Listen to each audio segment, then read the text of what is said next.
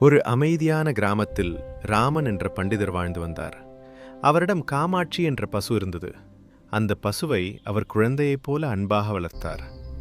ஒரு வருடம் கிராமத்தில் கடும் வறட்சி ஏற்பட்டது. புல்லும் தண்ணீரும் குறைந்துவிட்டது. இருந்தாலும் ராமன் தனது பசுவுக்கு கிடைத்த அளவுக்கு உணவும் தண்ணீரும் கொடுத்து பார்த்து கொண்டார். ஒரு நாள் காமாட்சி மேய்ச்சலுக்கு சென்றபோது வழியில் ஒரு சிறிய கன்றுக்குட்டி காயமடைந்து கிடப்பதை பார்த்தது. அது மற்றொரு வீட்டின் கன்று. காமாட்சி அதை விட்டுவிடாமல் அருகில் நின்று காக்கத் தொடங்கியது. மாலையானாலும் காமாட்சி வீடு திரும்பவில்லை. ராமன் கவலையடைந்து தேடச் சென்றார்.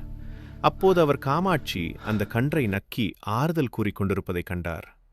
அந்த கன்றின் உரிமையாளர் மிகவும் ஏழை. மருந்து போட பணமில்லை.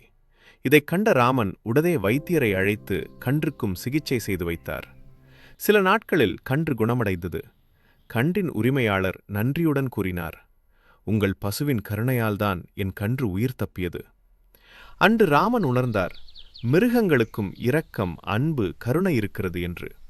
அந்த நாள் முதல் கிராமத்தினர் அனைவரும் உயிர்களை அன்புடன் கவனிக்கத் தொடங்கினர்.